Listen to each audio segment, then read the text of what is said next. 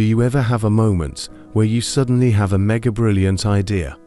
So brilliant that your motivation is at its peak, your imagination is flowing, and your brain is waking up to the 90% of its functions that don't normally work. I have this all the time. I even have a notebook in my drawer where I carefully write down every idea with all the details and business plans. And spoiler alert, I haven't gotten around to any of them. Why?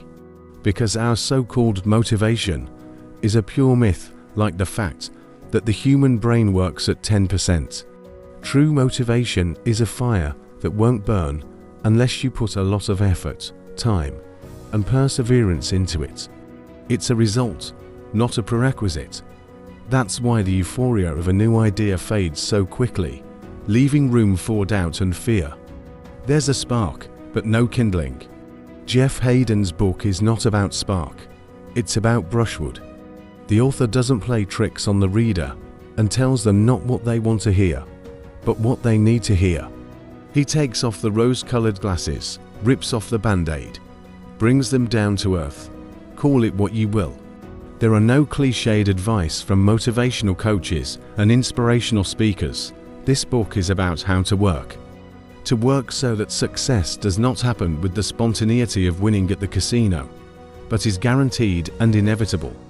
Personally, the word work doesn't inspire me much. Like most people, I think. We're used to the idea that work is something you have to force yourself to do.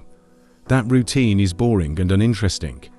Jeff Haden will gladly argue with us and teach us to enjoy the process. 1. We all have limitations. Some are physical, some are mental. Some we just can't shake off, but usually our limitations are of our own making. Here's an example of our limitations: effort.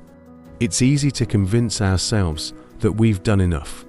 It's tempting to think we've done everything we can, especially when we're tired, and we stop. But the small voice lies. With the right motivation or the right circumstances, we can always do more. Stopping is almost always a conscious choice. We don't have to stop, we choose to stop. It's the same with skills. Once you've reached a certain level of mastery, the rate of your progress naturally slows down, and you can assume that you've reached your limit.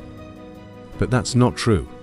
It just seems that way to you because you're comparing yourself now to yourself in the past instead of realistically assessing the situation.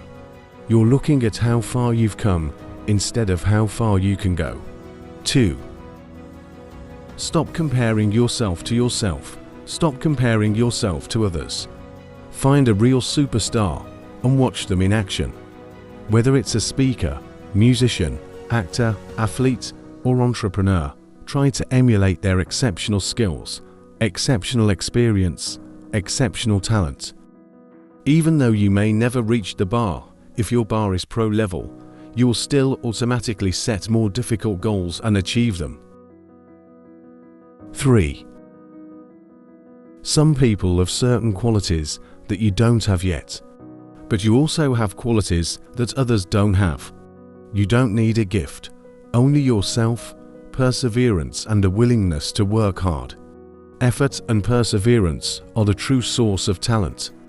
With each step you gradually become what you aspire to be, and when you become what you dream of, a businessman, a writer, a runner, you will no longer need motivation.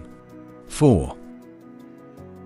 People are used to thinking that a goal should be reasonable, realistic, time-bound, achievable, motivated, and non-abstract.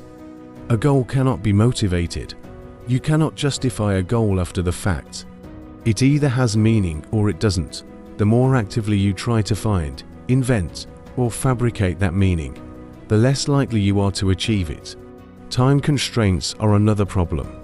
Setting deadlines is sometimes important, but they don't help you stay focused.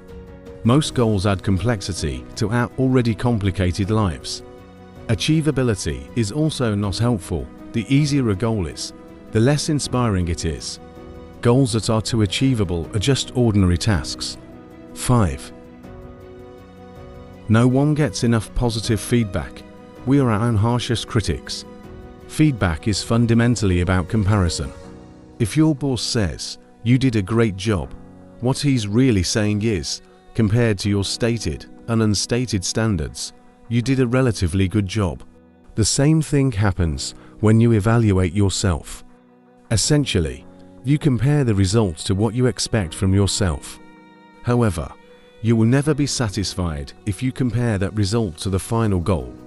You will not cope at that level. You are not physically capable.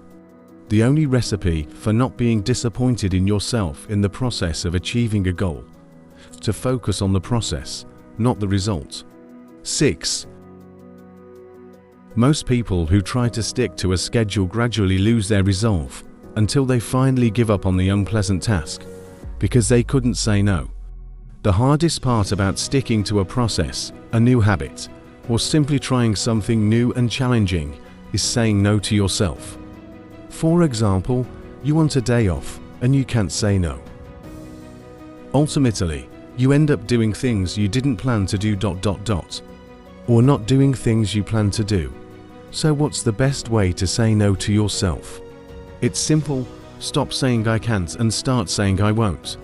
7. The average person needs to dedicate 40 hours a week to their chosen field for 5 years to call themselves an expert. However, most of us don't have those 40 hours to dedicate to achieving a grand goal, unless it's career-related. And at work, we spend more time honing our existing skills than developing new ones that would take us to the top of the career ladder. So, most likely, a person will only reach the excellent step. They won't become legends. They won't be in the top 0.01%, but they will definitely be more skilled than 95% of the population. 8. Nowadays, in the professional sphere, generalists are valued more than narrow specialists. The skills that are needed today will become unnecessary tomorrow. It is no longer enough for a manager to take care of a single function. They need to be a leader. It is no longer enough for an employee to take care of a single function. They need to instill an entrepreneurial mentality and constantly change.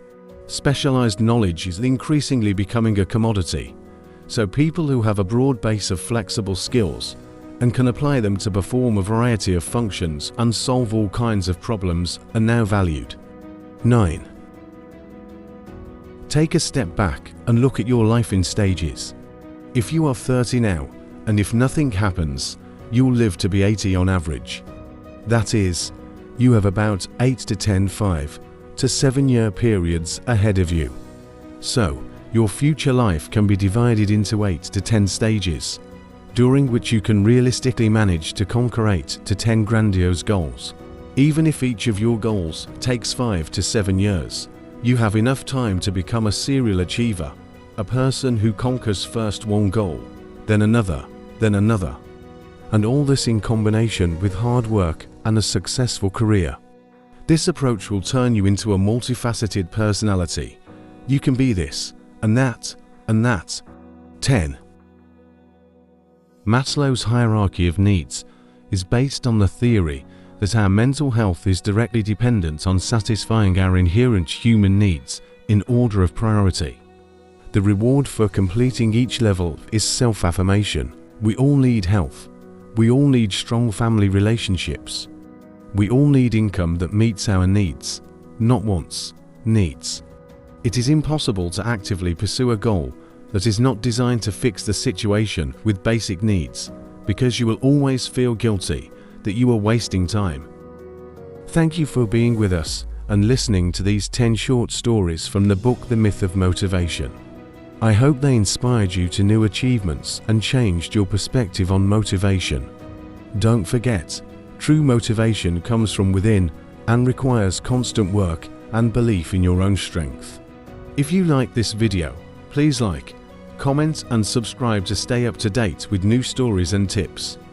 And remember, your motivation is in your hands. See you soon.